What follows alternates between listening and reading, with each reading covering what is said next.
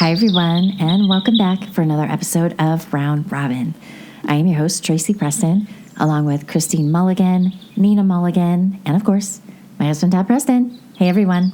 By the way, I just want to say, where did my bestie, Christine Mulligan, where did we drop my bestie? What happened? What did I do to you? Hold on. With my bestie, Christine Mulligan. Hi. Hey, everybody. Oh, man. All right. You're only her bestie on the other show. She has other friends, Christine. Oh, yeah. Nobody's important. This is Nobody's important. Not even Todd. Let's stop playing. We are done fucking around here. I'm the bestie. Every show, every time. Exactly. I will absolutely not make that mistake again. I'm just teasing. I just noticed it. That's all. I noticed it. Whatever that means psychologically, it is what it is. Let's move on. All right. Well, it's been really hot here in the Mitten for the last few weeks. Well, actually, pretty much the whole freaking week of July, the whole month of July. It's been brutal. Super hot, super humid. But I know, Christine, you and Nina are probably like, yeah, whatever. It's like that. I totally just talked over you. I was like, what was it, 78? Was actually it's been like the devil's armpit down here, okay? I know. I don't even know. I don't have any room to fucking bitch about the weather. I don't miss the Florida heat and humidity. It's all relative. I mean, I hate y'all's cold, so, Yeah. But you just love it. You just love it. You want to get out there and, hang out with sticks and shit. I can't. In the snow? Yeah, no, go out and have fires and be out in nature and crap. Oh. When it's cold, no thanks. All that nature and crap. You're right. I do love that shit. But after, we have had some pretty heavy rains in the last few days. The weather has absolutely been amazing. And yes, Nina, it's been about 77, 78. Yeah. Yeah, that's a dream. That's on the precipice of being too cold down here. We keep our house at 79. That's not true. You up it by a degree every time you tell me. No, I don't. No, it comes on when it hits 79 to cool it down to 78. Yeah, but I do think that something's wrong with my thermostat because it has been really hot out and we've had the thermostat set at 78 because it is freezing in this house. I don't know if it's because we're empty nesters now. I don't know if it's because we don't go in and out as much as we used to. I don't know what it is, but it is freezing in my house at 78 degrees. Freezing. You're turning into old women. What the hell? Hey, you watch your mouth. Filthy animal. Oh my God. Well, I mean, it's been absolutely perfect summer weather. I mean, the windows are fine. I hate using the AC all the time. I love the fresh air. So we've had a nice breeze, the cool air, and the nighttime temperatures are in the 50s, low 60s right now. Oh, it's perfect sleeping weather. Yeah. It feels like fall. Mm-hmm. And I guess it is coming. It's coming. Right? Because we're actually in the very beginning of August. Kids go back to school here in the Mitten at the end of August. And then this all makes me think about Halloween. I'm already thinking about it. Yeah.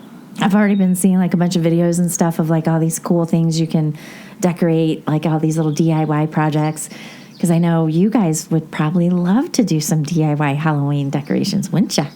Are you talking to us? Yeah. I don't know about that.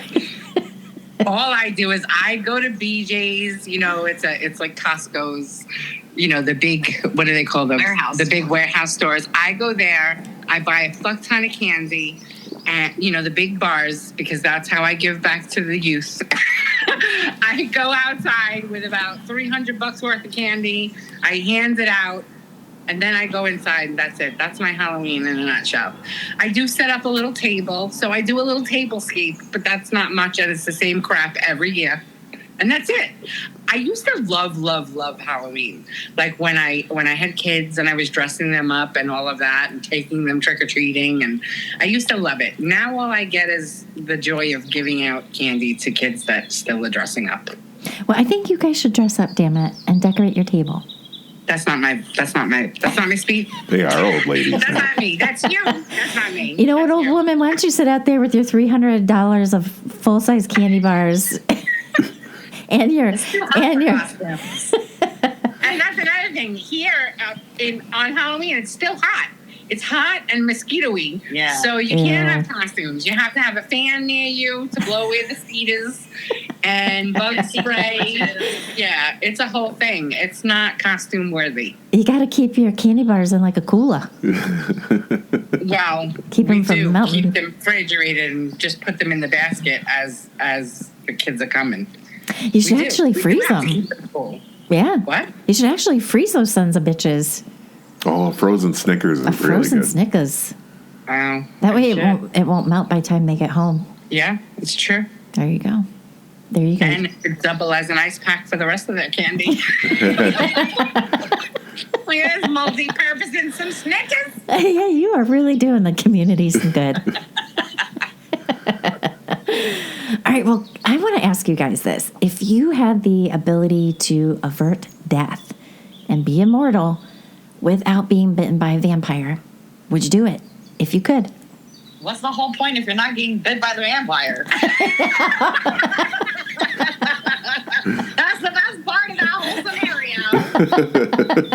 I don't know. It depends. Do I get like my best version body back and do my skin sparkle in the sun? I mean, there are some benefits to becoming a vampire, you know. I know, and I know you're... Rich all of a sudden. Apparently, you get real wealthy. Yeah, but if I stay fat Yeah. and old and I don't want that. teetering on poverty at any big calamity, I don't think so. I don't want to be there forever. No, thank you. No, I want to be glistening, like Nina said. Come bite me.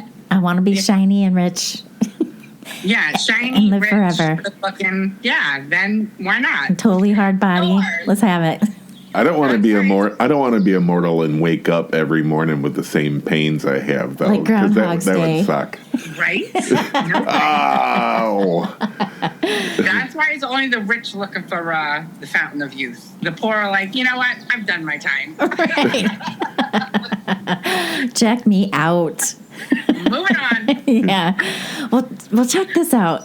So, of course, in my big book of knowledge, you know, that book I hijacked from Todd for Father's Day, this book I got him. I told you I was going to be using this book. So you're not going to believe this. And Lord help me pronounce this correctly. But there is something called a Teratopsis nutricula. Get this. Also known as a hydrozoan, whatever. Hydrozoline. Hydrozoan. Hydrozione. Right. I said it with an accent even. Oh. Hydrozen? Hydrozoan. Hydrozoan. Okay, go on. It's a tough word. All right, so anyway, this is a relative of the jellyfish.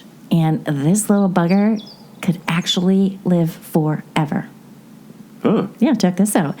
So this blob of goo is found in the Caribbean waters, and that's where that's its home, and it has the capacity of returning to its juvenile polyp stage, even after reaching sexual maturity and mating.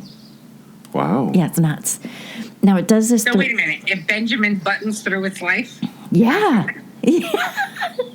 But wait, didn't Benjamin Button start old and go young?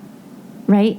Oh, wait, I never really saw the whole movie. he got old real quick Okay. and then started getting younger and younger and younger.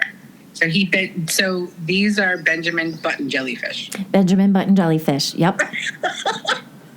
Okay. All right. Now they do this through a cell development process called transdifferentiation. Big word. Other creatures use this process, like those lizards running all over the place in South Florida, right? They can lose a tail, they drop it, right? It's a defense mechanism.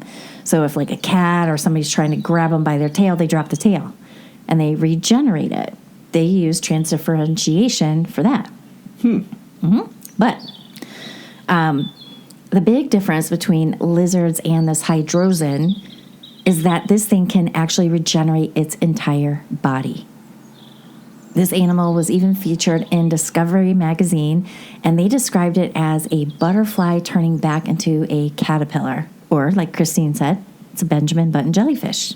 Right. It returns to its blob-like shape, which then develops into a polyp colony, which is its early stage of life, And they do this when they are in dire situations such as starving or when they're about to be eaten. Poof. And the best part about this is that they can even repeat this process over and over and over. There is no limit. There's no limit to how many times they can regenerate from a cell and redevelop. So it gives new meaning to a cat who has 9 lives. I want to be a hydrogen, not a Trojan. Right? And well, that's pretty cool, being able to revert back to your youthful self. That's like what we were all just talking about. We don't want to be immortal if we got to carry on this way. But we have to go through life all over and over and over again. Yeah, that's true. But maybe you can learn from your mistakes. Learn better things to do. Well, it'd only be possible if somebody was trying to eat us, too. So, or if I'm starving, I could do it anytime I want. Poof, I'm done. I'm sick of this bullshit. I'm going to start over. Reset. Yeah, but the thing is maybe you can learn from your mistakes, but I don't think that's plausible, because if that was plausible, then these hydrogens would be ruling the world by now. Who's to say they're not? They should. They very well could be. Okay. I'm thinking of those aliens on, what is it, Independence Day, that suck on your face and talk through you. I don't recall that. Oh, you don't remember that? Oh, yeah. No. Yeah, they put their big Sucker old fingertips on you? slimy hand on somebody's head, and then they manipulate them. Yeah, exactly. Ah, shit. Now we're going to have to watch that. That sounds interesting. It's like a human translation microphone. Hold on 1 minute. You don't need an app. Oh, God. All right. In our last round robin, we talked about, I think it was our last one, or maybe 2 shows ago, we talked about Madagascar. Yeah. Right? None of us we remembered it was all an animated movie. Yeah. And we learned where the hell it was. It's a big old island. Off the coast of Africa. Yeah. Right? All right. So, and in that, right, we knew that these animals escaped the zoo and then they escaped from their crates from a big boat. Right? And they landed on Madagascar. Well, I found, so then I started thinking about, well, have there been any other animals that have really escaped from the zoo on their own without any human interference or negligence? Well, I found some stuff. All right, I found that primates are the top offenders. I don't think anybody's surprised. No. Think about it. Right? Makes sense. Yep. On July 5th, 2009, in Great Britain's Chester Zoo in Liverpool, the headlines read, "Chimps Gone Wild." And it wasn't just 1 or 2 that broke out loose. Nope. A total of 30 chimpanzees got out of their island enclosure. Not only did they get out, but they knew where all their food was kept. So they busted into where this big food storage place is, and they did nothing but eat and eat and eat and eat and eat until they all got big, fat food babies. And they couldn't do anything but lay around, which allowed for their easy recapture and return to their island in peace. It sounds typical, right? That was easy. I know. All right, well, now listen to this one. So there was another escapee, and this is the story of legendary Fu Manchu. And this Fu Manchu was a resident of Omaha's Henry Doorly Zoo in 1968. This is an orangutan. Wait a second. The orangutan's name was Fu Manchu? Okay. Yeah. All right. So he escaped from his cage over and over and over again. Now, this was not due to any negligence of the zookeepers either. And so they were like, well, what the hell is this dude doing? Well, Fu Manchu had somehow obtained a piece of wire and fashioned this wire into a freaking key. And would use this key, he'd take it out of his mouth, and he'd unlock the lock on his cage and get the frick out. He was making his own keys and be like, these dumb humans. think that they have me locked in here, but I'm just going to get out, go do something, and I'll come right back. I'll be back. But right now, I got to go. Can you imagine that? Made it into a freaking key. Smart. Well, that goes to show you that they really are intelligent beings, and we have some kind of human psychosis thinking that animals are lesser than just because they don't speak our language. Yeah, I'm not even sure I could fashion a key out of a piece of wire. I couldn't. Not one that would work. I know. And I'd bend it all to shit, probably. Yeah, pretty smart. All right, and then there's a capuchin monkey, you know, those cute little monkeys. His name is Oliver, and he was at Mississippi's Tupelo Buffalo Park and Zoo, and he wasn't about to be upstaged by Fu Manchu. Now, this little guy escaped from his cage 2 times in 3 weeks, and he was suspected of also picking a lock. So the zookeepers, they put 3 locks on his cage, and that seemed to work. But every time he got out, he would get several miles away before they even caught him. But they caught him. Poor little guy. He was trying to get the hell out of there. And then there was a gorilla named Evelyn, and this was at the Los Angeles Zoo.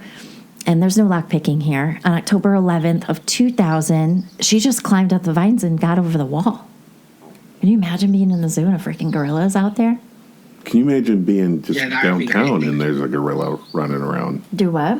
Just being downtown and all of a sudden you see a gorilla. Holy shit. That would be frightening. Right? And to get her back in her cage, she was just tranquilized and put right back. And then on August 30th, 2004, it was Juan, an almost 300-pound, now this, we're getting away from primates, but this is bear, an Andean speckled bear at Germany's Berlin Zoo, paddled across the moat that was surrounding his habitat, then scaled the wall and wandered off to the zoo's playground, where he played like a kid. Aww. I know, so super cute. He was spinning around on the merry-go-round and then was climbing up and down and going down the slide.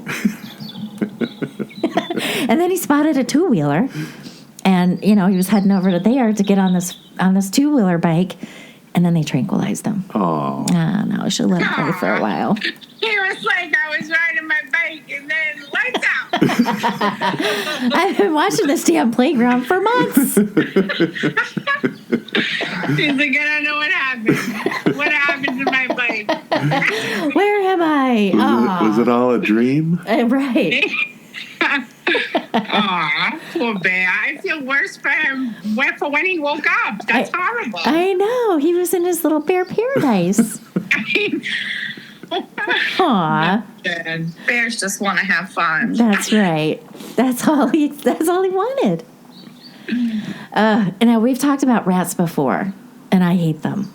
I really don't like them. I've never had any issues with rats. And I think I've mentioned in the past, there was a girl I grew up with. Her name was Sarah Collier. Funny, I can remember her name, but probably because I was traumatized. I walked into their house once, and her dad had pet rats that were free to roam. No way. Yeah, and he was like eating, I don't remember what it was, Triscuits. There was some box of Cheez-Its maybe. I don't know, but this rat was in and out of this fucking box of Cheez-Its, and the dad's sitting there eating Cheez-Its with this rat. I'm like, oh, God. No. Oh, my gosh. That was the last time I went to Sarah Collier's house. Gave me the freaking heebie-jeebies. I will say that I do know that they're highly intelligent. I've never tested one, but that's the word on the street. Right? They're highly intelligent. And like I mentioned, some people have them for pets and they just love them. But not me. No. No. But either way, I did find some interesting tidbits about them. Oh, yeah? Yeah, so let's learn a little bit. Let's learn a thing or two about a rat. The average lifespan of a rat is about 3 years. But did you know that a pair of rats can produce, get ready for this, 2,000 offspring in one freaking year? That's insane. 2,000 babies That's a lot of mouths to feed. in 1 year. My babies. That's disgusting. And all I keep seeing in my mind are like those cartoons where, thousands of rats are like going through the sewers. Oh, yeah. That's all I keep seeing. That's just one family. That's one couple, 2,000 kids. 1 year. A pair of rats, this is disgusting, a pair of rats sheds more than 1 million body hairs each year, and a single rat can, by itself, poop 25,000 poops in a year. One rat, 25,000 poops. Wow. I don't know how many pellets are in a poop. I want to know who is the person that had to gather this data. What did they do? Can you imagine being the person that has to count how many times a rat poops in a lab? Like, I would want to take a long walk offshore pier. I can't imagine that's a very exciting career. Yeah, listen here, you scientists. This is your project. How's the counting going, Jeff? Oh, we're at 19,000 right now. And it's only September. Keep counting. There's a shitty situation happening in the lab. Right. Oh, my God. All right. This is shocking, and this makes me want to go around the exterior of the house. Okay? So a rat can get through an opening as small as a half-inch wide. A full-size rat. Yeah. Rats are big. Yeah. I don't like it. A lot of rodents can do that, though. I mean, they're... It's because their bones are made of cartilage. So they're very bendy and flexible. Yep. Yep. They just like getting in. Yep. Yeah, so we need to I'm gonna do a trip around the house. Yeah. That freaks me out. They can swim up to a half a mile in open water. They can dive through water plumbing traps, travel in sewer lines against strong currents, and stay underwater for 3 minutes. 3 minutes. Wow. Well, how long can a person stay underwater? How long can you hold your breath? Like 10 Depends seconds? on if you're one of those diver people. The diver peoples can be under there for 3.5, 4 minutes. Yeah, the free divers. Yeah, they have to train themselves. Yeah. I cannot hold my breath very long. I can't. I've never been able to do it. Like when the girls and I were on vacation, at Lauren's apartment, they have like this really big pool. And the girls wanted to have an underwater swimming contest. I could only do half the pool. I'm like, my lungs are about to blow. All right. Now we all know. What are we talking about? Keep going. Your brain. What is going on in there? Sex and more sex. No, you brought it up. No, I didn't. I said my lungs are about to explode. What does that have to do with that? You didn't say that. That's why. Yes, I did. You did not. What'd I say? You said, my lungs are about to blow. Oh, all right. I'll give you that. I took you there. All right. So rats are responsible, as we know, for the mid-14th century Black Death that swept through Europe, killing approximately 25 million people. That's a lot of people. Mm-hmm. And 60% of people that lived in Venison that lived in Venice died within a year and a half. 60%. It's because of all that rat poo. Well, they're out there. It's a floating city. Yeah. Where are they going to go? I just thought that was, we all knew that, right? But it's like nuts just to remember how many people died from flea-infested rats. Yep. All right, they are constantly gnawing on things that are not as hard as their teeth. Wait to hear this. Bricks are not harder than their teeth. Wood and, of course, wood. I get that one. But they gnaw on bricks, wood, and aluminum. All of those are not as hard as their teeth. That's frightening. And PVC plumbing, by the way. Well, right. They can chew through PVC plumbing like nobody's business. It's because their teeth are constantly growing. Yeah. They have to keep chewing in order to keep their teeth from getting too long. So, yeah. It's a never-ending battle. The only way to stop them from chewing is to kill them. Ew. Nina, you know what? You always have like these fucking zingers. It's like a How do you know of these things? Only because I worked for Massey and I had to learn about that stuff because one of the services was getting rid of rats. You act like everybody knows who Massey is. Oh, yeah, I was about to ask you. Well, it is kind of nationwide. They have offices almost in every. But anyway, it's like a Pet services. pest services. Oh. Roaches, bugs, termites. They're known mostly for termites. Okay. But they do infestation exclusions too, as well. So Interesting. Well, see, I'm trying to teach, and Nina's teaching too. Love it. All right, they use this. I didn't know this either. I think this is interesting. Is they use their tails to regulate their body temperature. Is that why there's no fur on them? Could be. They also use it to So communicate. what do they do? What do they do? Do they put it up in the? Do they lick it and then put it up in the air and sway it back and forth to figure out, where they Which should way the be? wind's blowing? Right. Can you lick my tail real quick? Yeah, I don't know. I mean, I guess blood circulates down through there. Maybe that's how they cool off or heat up or whatever. Using it to communicate, I found that interesting. And of course, they use it for balance. How do you communicate? Maybe it's like do-do-do-do-do. Like Morse code. Like Morse code. Like Morse code. Very talented. Okay, so a couple more facts is do you guys know what a group of rats is called? And it makes sense. Like a group of crows are called a murder, Murder, yeah. right? Gang. Isn't it a gang? No, What is it? a mischief. A what? Mischief. A mischief. Mischief.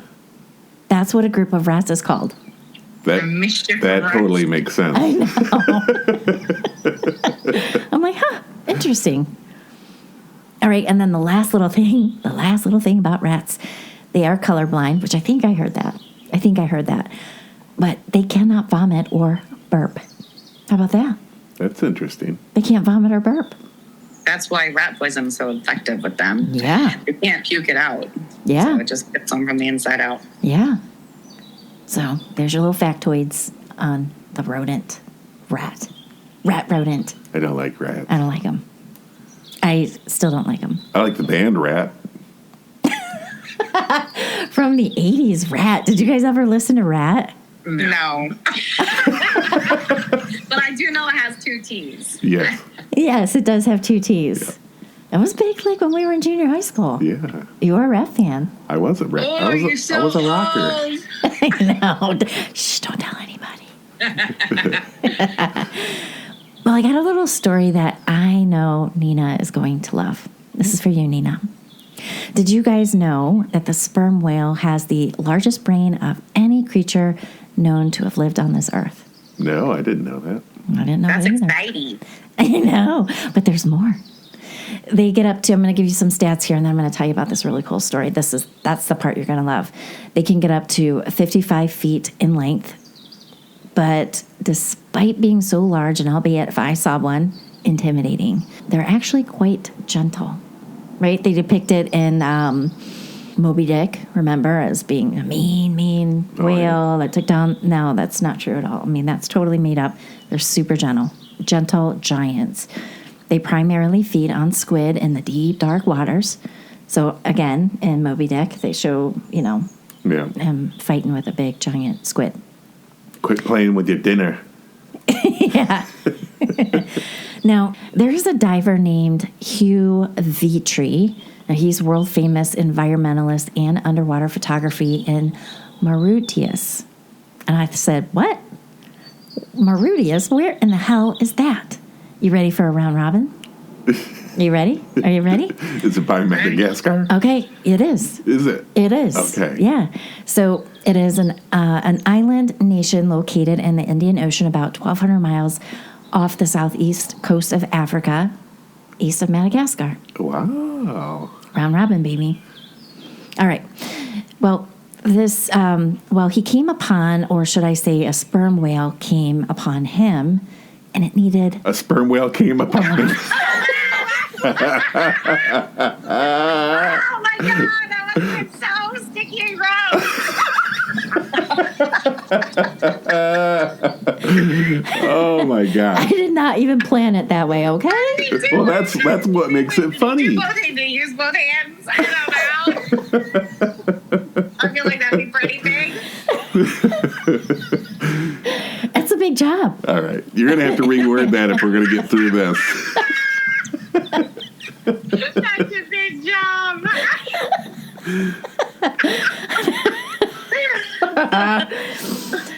Moving on. All right. You think he charges by the minute or by the girth? It's a whale job. Whale of a job. It's a whale of a job. It's huge. Buckets and buckets of it. Oh, man. Okay. So the whale swam up and positioned its body real close to Vitri, right? The diver. It opened its mouth to show that it had a fish hook stuck in its lower jaw. And when Vitri looked into his mouth, he saw a tooth that was bleeding where the hook was. So he carefully and skillfully removed it.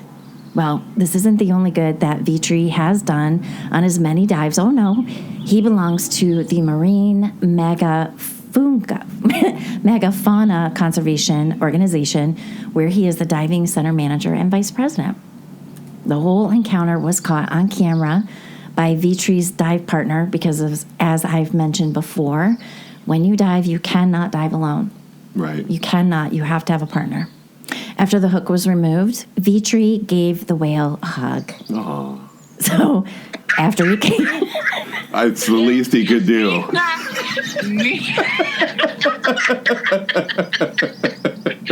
Nina just scolded me. She said, babe, you dive all alone all the time. That's apparently not allowed. Right. No, it will always be allowed. There's no diving. There's no tandem diving around here, okay? You and you only. Damn it. Okay, I'm sorry. Go ahead. Well, after the hook was removed, Vitri gave the whale a hug, as I mentioned. And after the hug, the big whale remained by Vitri for quite a while. Just swam right next to him, as if saying thank you. That's You pretty dirty, cool. you dirty fuckers. We turned that lovely little story into such a convoluted. She started it. She did. Well done. Nina's had her coffee, and damn it, she is on top of it. Always. That's called job security. Right. Oh my God. Too funny. Great story. Love the laughs. Nina, you and Christine have the best laughs ever. I just want that on recording. So if I'm ever in a shit mood, all I gotta do is press play. It's the best. So what did you guys do this weekend? Did you do anything fun? Well, yesterday we went to my niece's baby shower. So that was nice. Just a regular afternoon at the baby shower. What did you guys do? Well, I mean, we worked around the house, but talking about baby showers, I saw like this reel so this was a baby shower. Or was this a reveal party? No, the gender reveal was a couple of months ago. Having a kid now it's not like when we had kids. When we had kids in our generation, you had a baby shower and that was it. And you only had one for the first kid, and then you were considered greedy if you had them for any more kids. Right. But, everybody did their own thing. And it was separated too. And it was only separated. women went to the baby shower. Yeah, it was a sexist kind of segregation. Women only. Women only.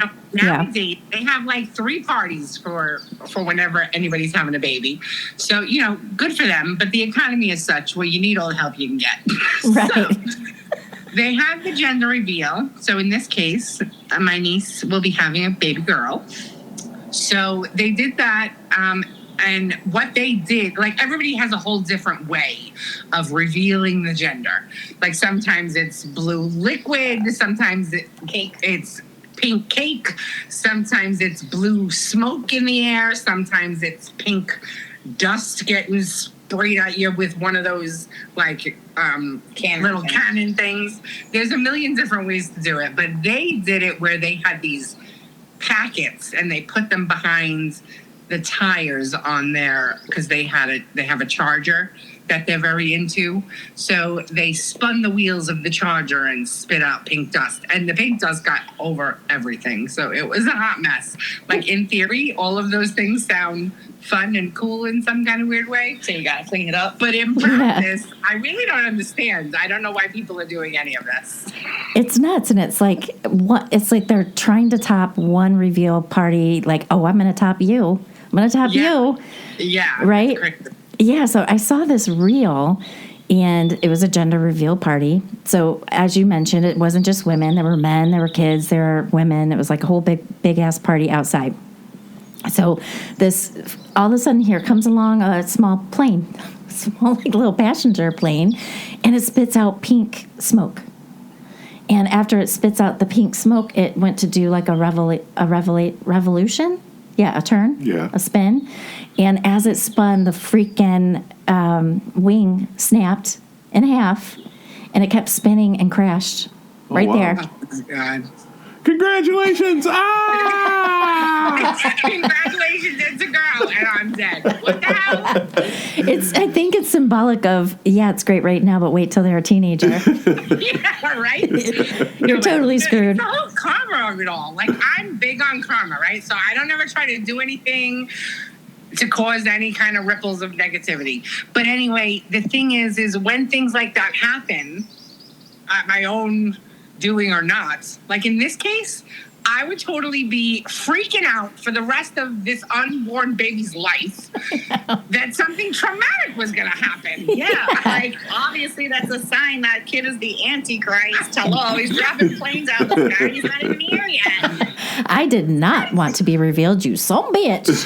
Yeah, That, I don't know. I would take that as a sign. I don't know. Yeah. Well, it was pink smoke. Head to the so mountains. it's Not like, even a Damien, that's for sure. Well, it's a pink smoke, so it's going to be a girl. You keep seeing boys. See? The whole gender thing, though, I mean, if you really want to get into the weeds of it all, especially with the younger generation, I'm surprised that the younger generation is doing gender parties because there's this whole big talk about how gender is irrelevant anyway.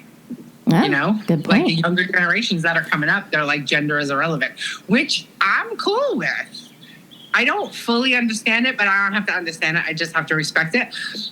But yeah, it's a catch-22 for me. I don't know. I think Gen Zs, I think they're more like boomers, they're saying. So they're, Oh yeah, they act like little boomers. everybody's got their place. you know, it'd be fun to just Yes. keep everybody guessing and have like green smoke for the gender reveal. Yeah, It's none of your business. yeah, I love it. Good one. All right, so are we ready for a round robin recommendation? Recommendations. Okay. All right, go, ladies. All right, I'm actually going to recommend something that we just literally watched, which is the Billy Joel documentary. It's on HBO, and it's all about Billy Joel. I want to say it was like an hour and a half, and there were 2 episodes of it, and they were an hour and a half each-ish. I don't remember the exact time.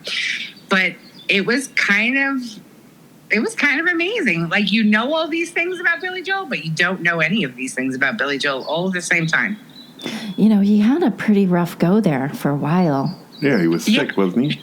Oh, well, I don't know. Didn't he try to kill himself a couple times? Yeah, he did attempt suicide a few times in his earlier years. So they talk about that. But also he had a drinking issue. Right. But as I'm watching it, and the drinking issue was made public, and it was, from what the documentary says, the drinking issues were talked about way more than they were an actual issue. However, while I was watching it, I was noticing how everyone is a product of their environment. And in the 80s and 90s, it was acceptable for men to have a couple of beers and then get on their motorcycle. Do you know what I mean?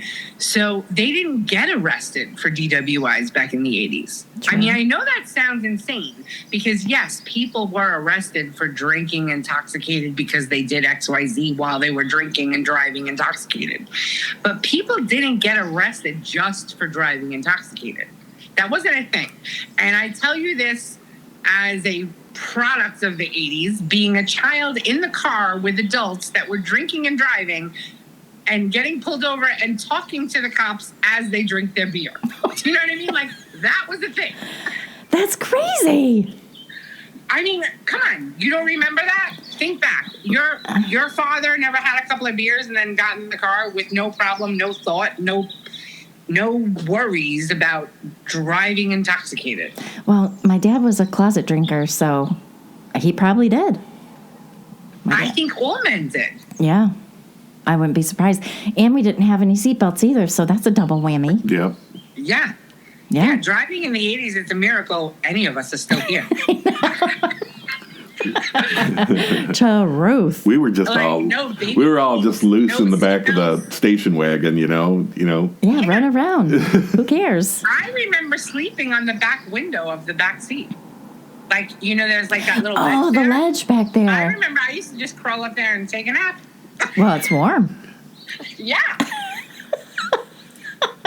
Now, you did that in New York, because if you did that in South Florida, you would have been dehydrated and dead. Exactly, yes. I was a New Yorker. You would have been like a piece of jerky. Dehydrated. Smoke coming off your body as you turn into jerky. Slow cooker. So it was a good documentary then. Yeah, it was a good documentary, but there was that little hint where this is not mentioned in the documentary, so this is just my personal opinion and my aha moment. Even while Billy Joel is telling his story and others are telling the story for him, nowhere at no time do they act, because he gets into a motorcycle accident, which is, public knowledge for anybody that knows Billy Joel and his story. He had a motorcycle accident that kind of derailed him for a little bit, but not much. He kind of used it more as momentum to get back some stuff than it be a hindrance to his career in any way. So it was kind of a weird, I don't know, like they didn't talk about it all that much in the documentary, but I found myself getting stuck on it. I was like, they actually used him getting into a motorcycle accident that he obviously caused because of his drinking, but at the same time, they never pinned it on him that he was the cause of it. They never really say anything too much about the accident, why it happened. They just basically say that he was at a light in a car, ran the red light. So technically it wasn't his fault because he had a green light. But at the same time, he was inebriated enough that he didn't see a car coming. Do you know what I mean? Right. Like, I mean, I'm not trying to, make him dirty in this. My point of saying this is I found it kind of crazy that nowadays it wouldn't matter if he had a green light and cops escorting him. If he was drinking and driving that motorcycle, he would have been in jail. Very true. Nowadays. Right. Nowadays. Right. But back then, it was literally found that it wasn't his fault. Interesting. Do you know what I'm saying? Like, that stuck with me, even though they didn't really talk about it at all. And I was like, so he got away with some things because of his drinking, because of the fact that he was a famous singer. White man. Right. Yeah. I don't think I knew he was in a motorcycle accident. That's news to me. I didn't know that. I mean, I don't remember when it was, but it was earlier. Well, it was mid-career.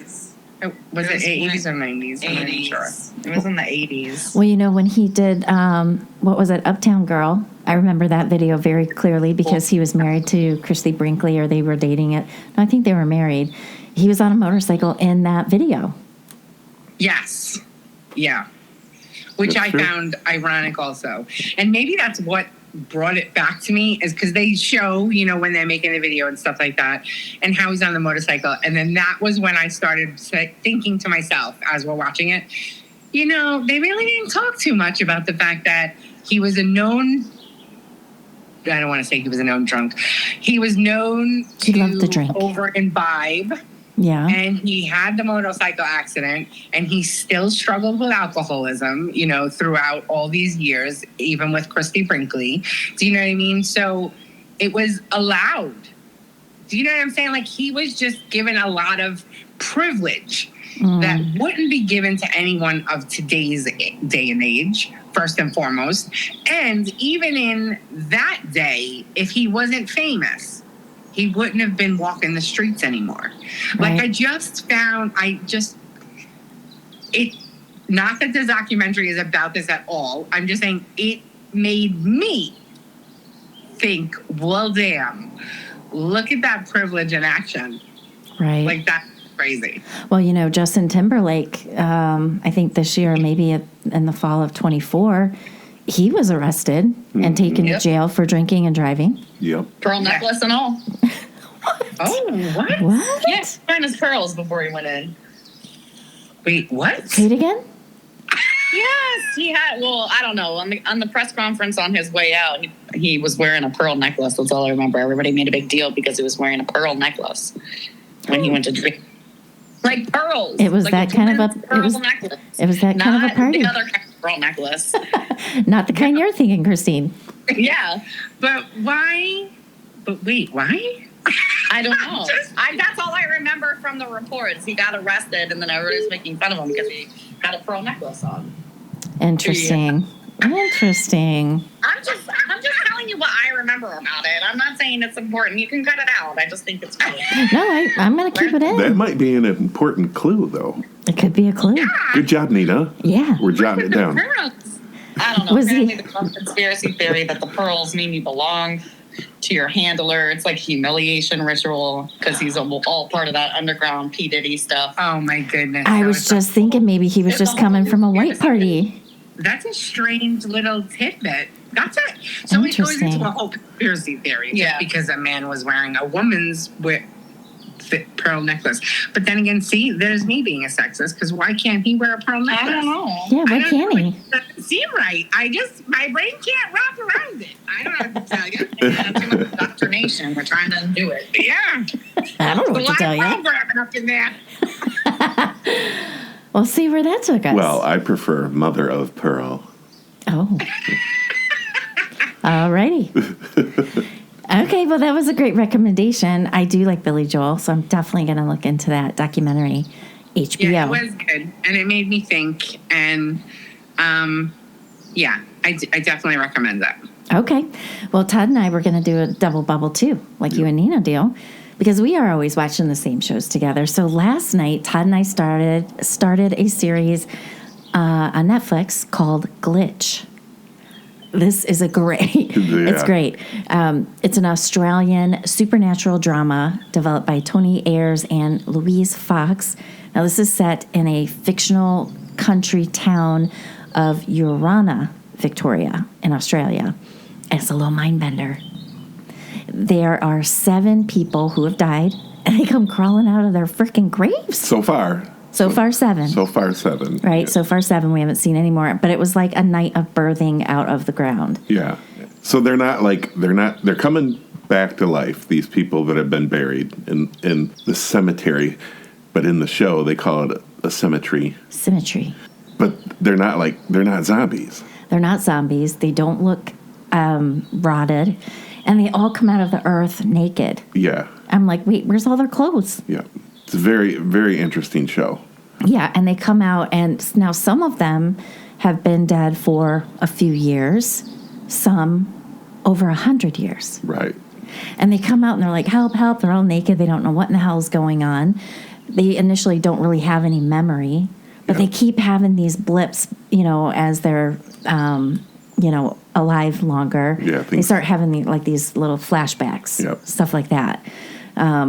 Now, there's only a handful of people who know about these people, and they are the sheriff, James Hayes, which is played by Patrick Bramall. The local doctor, Alicia McKellar, is played by Genevieve O'Reilly, and a teenage boy. And the reason he's in it is because he was riding his bike at night, and he heard a woman's voice yelling, help, help me, after like a vehicle, tore away from the cemetery, or the symmetry. The symmetry. Yep. And so he's kind of involved in it, and he's watching, first he sees a lady, she's all naked, and then he starts seeing more and more people, and then he pulled out his phone, and he actually video recorded a man crawling out of his grave. Right. Which he kind of buddies up with him quite a bit. Yeah. So, yeah. It's actually really cool because, the one girl that came out of the grave, because you start learning how these people died too. Right. Well, this one lady, she was the wife. Yeah, she had Of the sheriff. She had breast cancer. Yeah. But after being reborn out of the grave again, she was of course, cancer-free. Her boobs are back, and everything is like it was before she died. Yeah, and we figured that out because she, for some reason, was standing in front of like a full-length mirror, and she unbuttoned her shirt or took her shirt off, something like that. And in the mirror, I'm like, wait a minute.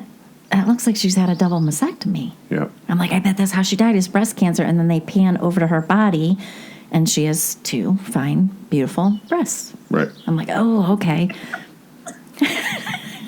Just gratuitous boob shot. Yeah. Gratuitous ever about a boob shot. Come on.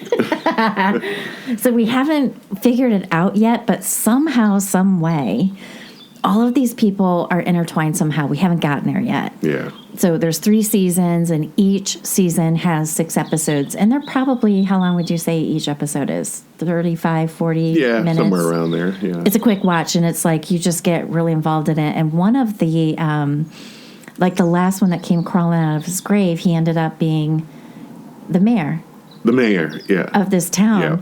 Because he's like, where's this one place? There's actually a statue in town of this guy, and he's like, that's me. I'm the mayor. I'm the mayor. Let's go get a drink. From the 1800s, you know? Yeah. It's good. Yeah. So that's our recommendation. Now, this originally first aired in July of 2015. Yeah. And then the last season was in August of 2019. And this show was nominated for 9 awards and won 4 out of the 9. Right. And we never heard Every of it year they before. were nominated. Never heard of it. The Glitch. Yeah. No, it's just called Glitch. Glitch, yep. I think I watched the first season of it. And then after that, my life got very chaotic. So I never finished it. So maybe I'll pick it back up again. Yeah, Yeah. hop back in. You might have to start from the beginning so Christine can, get the whole thing in. Yeah. Yeah. Yeah. So that's our recommendation. I can't wait to watch it again tonight. Oh, wait. I have to wait because you're going to work. Yeah. Can't watch it again until next weekend. Damn Next it. weekend, should we talk about Oh, yeah. Okay. I'll cut it in. Okay. Todd's got something he wants to introduce. Because we like to talk about animals and strange things about animals. And I know Nina loves the platypus. This is kind of a cousin of the platypus. This is an Australian animal. But it's not as fun and cute as the platypus. No, not at all. So this is called an echidna. And it's a spiky mammal. So it's got like porcupine. Porcupine, yeah, and it kind of eats ants and stuff like that too. So this is in Australia. It's got a long, sticky tongue that it slurps up ants. Right, grabs the ants. It has no teeth at all. So it uses its tongue to crush its food on the roof of its mouth. But he looks like a porcupine. Mm-hmm. But here's the interesting thing about this creature. His penis has 4 heads. 4 heads. It's a 4-headed penis. 4 heads are better than 1. Right? Nina just said, oh! So it has the weirdest penis in the mammal world. And during mating, it only uses 2 heads at a time per session. So it rotates? It rotates. You know what? I'm giving you my best 2 right now. You get the first 2. You get the best 2 first. And I'll finish with the second 2. Yep. Thank you very much. Yep. So really, this animal is more like a lesbian using a hand instead of a penis. Well, one of the comments on this was the condom fits like a glove.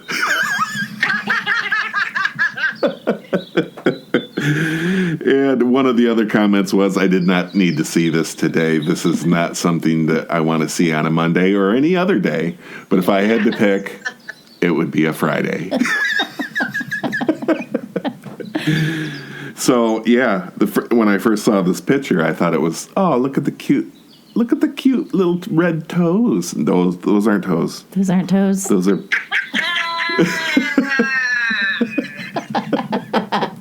We are going to put a link in the show notes. There's a whole new meaning to toe sucker. Stop. I'm going to totally wreck my coffee. You don't want that coffee squirting out your nose. Ew. This thing has been walking the earth for over 20 million years. This is an ancient animal. Oh, wow. Medusa dick. Yep. So there you have it. Can live up to Maybe 50, that's why there's so many rocks everywhere. 50 years old. Stone afterwards. Oh my God. It was a show of firsts. Lots of education packed in this one. Well, all right. Well, that's our show for today, everyone. Thank you so much. I hope you guys had as many good chuckles as we did. So thank you as always. Oh, and by the way, let's not forget, we have a live show coming up. That's right. September 13th. September 13th. I'm going to put a QR code. I'm going to put a QR code in the show notes to get right to buying tickets. Yep. So scan down and buy your tickets. Get them now because they're going to sell fast. Come hang out with us. Yeah. Please come wrap yourself in our craziness. You won't forget it. It'll be a memorable night. All right. Well, thanks, everyone. And we will see you all back on Friday for F-Bomb. Have a great week, everyone. Bye. Bye. Adios. Adios, amigos.